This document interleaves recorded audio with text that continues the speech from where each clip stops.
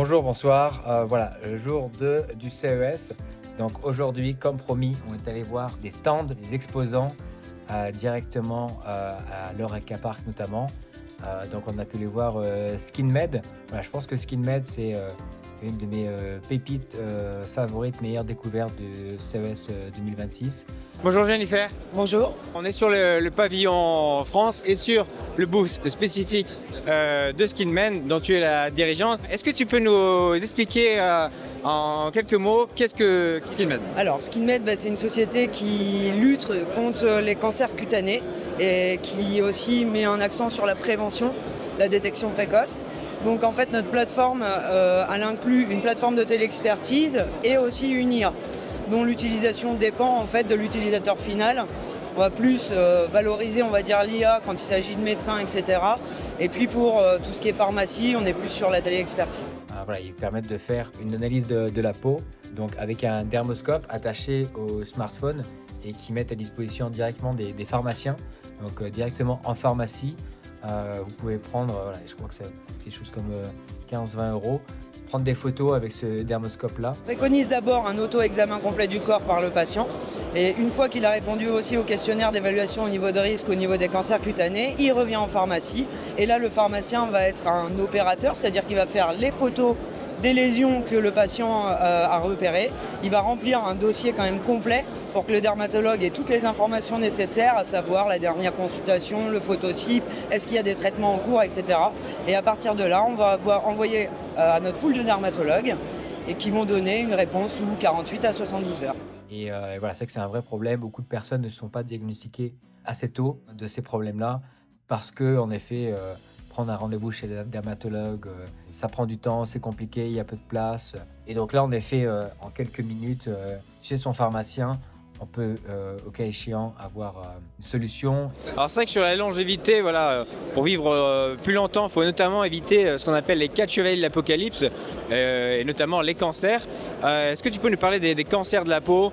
Combien on a? Quel est l'impact en fait de ce type de cancer? Alors aujourd'hui, dans le monde, on répertorie 6,6 millions de nouveaux cas par an, ce qui représente quand même un cas tous les 5 secondes. C'est énorme.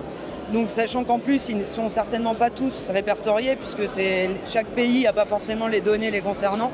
Donc on estime que c'est même plus que ça. On peut dire que c'est un des cancers les plus communs dans le monde et ça touche tous les pays et notamment les USA. C'est pour ça aussi qu'on est ici. Et je crois que tu me disais que vous avez un pourcentage assez effrayant de personnes qui, utilisant votre solution, découvrent des cas potentiellement mauvais. Tout à fait. Sur les 7 premiers mois de l'année 2025, on a fait les statistiques. Donc il y a 12 900 personnes qui se sont rendues en pharmacie pour faire un examen. Et sur la totalité de ces personnes-là, on avait 6,1% de suspicion de cancer. Wow. Et 11,6% de pré-cancer. Surtout dans les déserts médicaux, c'est là où notre dispositif il a son importance. C'est vrai qu'on est beaucoup représenté dans les régions sous-dotées de dermatologues et je pense que c'est pour ça aussi qu'effectivement on trouve beaucoup de cancers. Les gens ont raison de s'inquiéter. Malheureusement, ils n'ont pas accès soit par la distance, soit par les délais.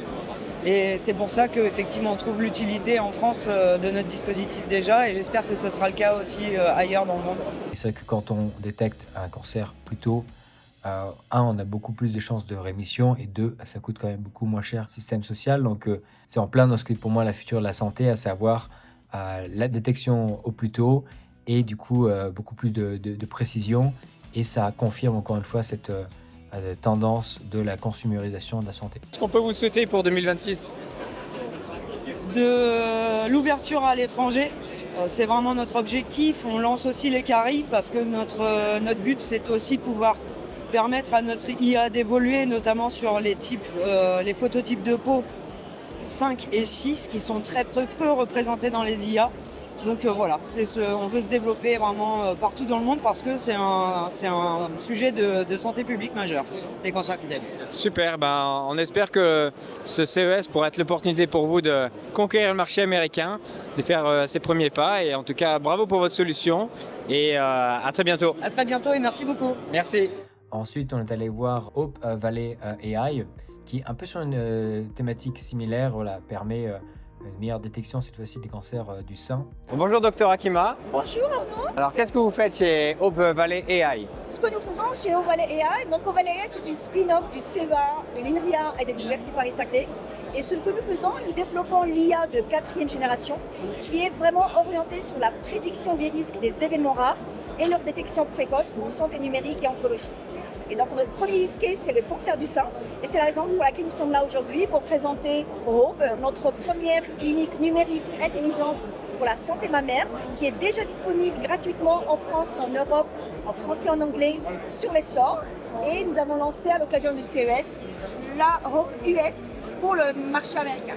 Et avec une application qui permet voilà, le self-check et ensuite aussi pareillement, je comprends une photo de la peau avec la caméra du smartphone, d'une tablette pour faire une certaine analyse. Donc pareillement, voilà, toujours aussi sur cette logique là de la prévention, surtout de la détection plus tôt. Et donc en fait, ce que vous voyez là, en fait on a 3 parties. Donc la partie prévention, la partie self-check qui est gratuite en France et en Europe. Et puis une fois s'il y a une anomalie ou bien pour les femmes à haut risque, il y a une 3e composante qui va développer notre IA pour les professionnels de santé pour pouvoir réaliser cette prédiction du risque à 12 mois et à 5 ans. Et là, on est dans le dispositif médical de classe de A, de B, à l'attention des oncologues, des médecins et des généralistes, des gynécologues et professionnels de santé. Alors combien il y a de cancers du sein par an? Le cancer du sein, c'est la première cause de mortalité en France et dans le monde par cancer. Par exemple, en France, c'est 60 000 cas tous les ans. Donc, selon Santé publique France, et il faut savoir que la France se positionne le 3e pays en Europe en termes d'incidence du cancer du sein et aussi de décès, après l'Allemagne qui est effectivement qui est sur le podium, et l'Italie. Est-ce que vous avez des chiffres sur à quel stage la plupart des femmes sont diagnostiquées d'un cancer du sein? On a des chiffres et effectivement, par exemple en France, la mammographie est le gold standard du dépistage organisé, mais à partir de 50 ans. Donc c'est vraiment réservé aux femmes entre 50 et 74 ans. Et grâce à la mammographie, on a jusqu'à 60% des femmes qui sont détectées à un stade précoce, c'est-à-dire stade 1. Mais il reste quand même 40% des femmes qui sont détectées à un stade tardif. Et par exemple, un chiffre à retenir, si le cancer du sein est détecté à un stade 1, donc on a 99% de chances de guérison et de survie à 5 ans. Et si on est détecté à un stade tardif, ça veut dire stade 4, ça chute à 27%. Donc voyez l'importance capitale de la détection précoce. Et nous avons pu démontrer que nos technologies étaient performantes à 99% pour prédire un risque de développer un cancer du sein à 12 mois et à 5 ans. Mais attention, on est là dans la prédiction du risque. Effectivement, donc il faut faire la décision médicale, revenir toujours au médecin. Super, alors qu'est-ce qu'on peut vous souhaiter pour ce CES et puis pour cette année 2026? Mais écoutez, d'abord que toutes les femmes soient en bonne santé et prennent la conscience de ce que leur santé mammaire. On parle beaucoup de santé mentale qui est très importante, mais en fait, l'idée c'est de dire en fait, la santé mammaire sera le sujet de 2026 et que toutes les femmes puissent accéder à notre application. Elle est vraiment gratuite. Donc faites-la, téléchargez-la parce que pour nous c'est important qu'on ait le retour pour l'améliorer, pour pouvoir la développer. Et voilà, donc nous, en tant que start-up à mission, nous avons fait le choix que l'application sera gratuite pour toutes les femmes à partir de 25 ans. Donc n'hésite pas. Et puis pour l'entreprise, donc notre objectif cette année, c'est de lever des fonds pour pouvoir développer, recruter et aller conquérir le monde parce qu'effectivement, nous lançons notre filiale américaine cette année et on a besoin de fonds. Voilà, donc vous voulez lever combien? Donc 4,5 millions. Okay. Donc en seed cette année et donc on est on va dire en stade assez avancé dans le process. Super, alors pour télécharger l'application... Donc vous allez sur hopevalley.ai ou bien hopevalley.ai.com et voilà, vous allez tomber sur ce site-là ici et donc vous allez télécharger directement l'application. Toutes les données sont anonymisées, cryptées et stockées en France dans un cloud souverain français à Orsay. Voilà, ok. Mesdames, allez-y. Super, en tout cas bravo et puis merci beaucoup pour ce que vous faites. Et puis bon CES. Merci, à très bientôt. Merci, à bientôt. On est allé voir aussi Avatar Medical. Bonjour Elodie. Bonjour. Alors est-ce que vous pouvez nous présenter votre solution, la clinique du futur? Alors en fait notre solution c'est pour que les chirurgiens puissent expliquer aux patients facilement ce qui va se passer dans la procédure pendant la consultation. Donc on va transformer en fait n'importe quel scanner ou IRM en un modèle 3D avec une perception de la profondeur grâce à l'écran autostéréoscopique de Barco. Et du coup, ce support visuel est utilisé par le chirurgien pour expliquer la procédure, ses risques et laisser aux patients la possibilité de faire rendre une décision éclairée sur le traitement. Super, alors est-ce que vous avez des chiffres par rapport à votre solution? Où est-ce que vous en êtes? Vos ambitions? Alors, la solution avec l'écran autostéréoscopique, c'est une évolution de notre produit Avatar Medical Vision. Donc là, elle est en cours d'examen par les agences réglementaires. Elle devrait du coup être certifiée Medical Device à la fin du premier trimestre ou au second trimestre de cette année. Donc du coup, l'effet et les prochaines étapes, ça va être du coup les premières ventes et installations aux États-Unis et en France. Et on a en fait déjà des sites qui ont fait des pilotes sur cette solution. À la fois à Miami, en Californie, et on espère aussi bientôt à l'hôpital américain. Waouh, incroyable. Alors du coup, qu'est-ce qu'on peut vous souhaiter spécifiquement à ce CES 2026 de plus que déjà un prix? Mais nous, en fait, on est venu chercher un peu de visibilité de la presse aussi internationale. Et je pense que là, on a atteint les objectifs. Donc, et aussi, l'autre important du CES, c'est tout ce qui est en fait B2B avec les partenaires tech, que ce soit du coup les fabricants de puces, de hardware et les potentiels distributeurs. Et là aussi, on a pu avoir des rendez-vous efficaces. Alors, vous avez parlé de votre expansion internationale. Est-ce que vous voulez lever des fonds? Et si oui, combien pour financer cette expansion? Donc effectivement, en 2026, on va devoir lever des fonds, lever une série A après notre seed qu'on avait fait en 2023. On va chercher 15 millions de dollars, donc du coup avec un roadshow qui va s'amorcer au mois de mars. Super, on vous souhaite beaucoup de succès pour cette année 2026 et puis bravo encore pour votre solution.